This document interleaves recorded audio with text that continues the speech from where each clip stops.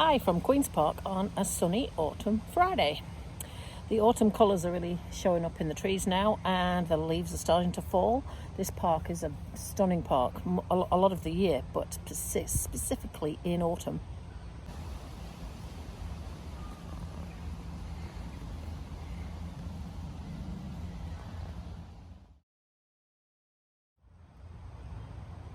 This morning I had the benefit of going to a breakfast meeting arranged by the Southland Chamber of Commerce.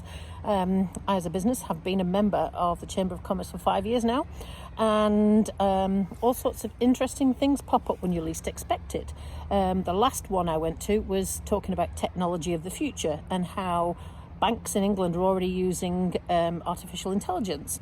But today's was Air New Zealand, talking about how they negotiated the COVID pandemic and what they intend to do in the future. I was particularly interested in this because they got a lot of stick at the beginning of the pandemic when lots and lots of refunds were due and they didn't pay it, and gave people a limited time credit and things like that. They really were in the firing line with the government and the media.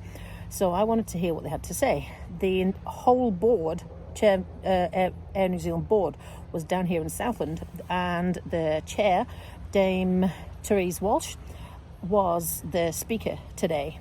I recorded the whole thing, but I wasn't in a position to be able to video it. I was right at the back, so I have made it into a podcast, and I will put a link for that podcast in the description for this video if you want to head over and have a listen to what they had to say. They were quite truthful, and how it came over was that Air New Zealand do care about the people of New Zealand and serve the people of New Zealand, want to be an approachable airline. This is always how they've come across anyway, an approachable, people-orientated airline. And somebody asked them directly about the refunds and credits and things like that, and they admitted that there were some decisions they had to make for the safety of the future of the airline that were very unpopular with the public, and one of them was that because they wouldn't have been in a financial position to carry on trading had they given all the people the refunds that they were asking for, and that they have been very flexible with their approach since and continue to change it. Now that is true, but I am a little teed off that I do have a couple of grand tied up in Air New Zealand in cancelled flights and stuff like that, but you know, it's our national airline and we have to make sure that it continues to trade, where a lot of international airlines have actually gone under. So have a listen to what she had to say, because it was a really interesting talk. Still working hard in physio. It's a shame I don't have access to a treadmill because it makes walking much more controllable. I'm out in the park today, and walking around the park is a lot more difficult. I can't just stop and sit down when I want to, but I know I've got to do a mixture of both. I've been on the bike today on Zwift, and again it's hard. My VO2 max is down in the floor, but I have to start somewhere and tick off those small goals a teeny bit at a time.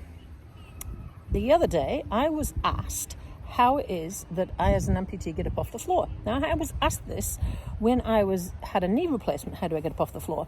The answer is exactly the same. I do it exactly the same way as I did when I had the knee replacement. And here is how. I have been asked how I get up off the floor. Now, it's not that different to when I was having a knee trouble when I had the knee replacement. So I'll show you. It took me a wee while to get the balance coordination to be able to do this, and the first time I tried it with the other foot, I fell over. Sorry, Joel, because he went, oh! Anyway, I will show you how I get down and how I get back up again. It's not that complicated, really. So, down on the floor would be like that. I've got a hydraulic foot. I don't know if that makes any difference to people. And then up off the floor would be like this. You can do it that way, but I prefer that way. Now I can get up off the ground from one knee. It's not my preference because it puts a lot of pressure on the top of the tibia on the front of the socket. But so that's the way I prefer to do it, the way I showed you in the video. But I can also get up off the floor onto a very low stool, like a step stool, and I can stand up from there too if I push myself up off the off the seat with my other hand. There's a lot of ways that I do it, and I do appreciate that perhaps I'm stronger than your average amputee because I was fitter prior, and this came as quite a sudden injury. But I would definitely recommend you work on leg strength because it can be done relatively easily. So far this week, I have managed to stick to all of my training plan. Everything that I plan to do exercise-wise, I have actually done. I've got 2 left, and that is a walk, which I'm hoping to do on the estuary track on Sunday if the weather's like this, and a swim tomorrow. That's my plan, and that makes the week complete with everything I planned. How is the ankle going on uneven ground? Well, this is not really that uneven. There's slopes up and down. There's different types of surfaces, stones and tar seal and various things. And it's not giving me any issues here, but I would like to try it on the estuary track where it is a lot more undulating and a bit more rutted and see how it goes there. It's really not the ankle and the foot or anything else that's giving me the problem. It's just the standing on a prosthetic leg and walking fitness. That's all it is that's giving me the issues right now. Oh, and one more thing before I go. Whilst I was at that breakfast meeting this morning, I was up on level 6 at the Kelvin Hotel, and there's not many high-rise buildings around here, so you rarely get the opportunity to look on anything from above. Now, from up there, you get a really good view across the city, the water tower standing in the distance, but you've also got a good view at the back of the new block that they've knocked an entire block down, and they're making a mall. It'll be the first time that Invercargill has a mall, and they're with a food court and that sort of thing. It's standard in major cities, but Invercargill's never had one. So here is what that's looking like right now.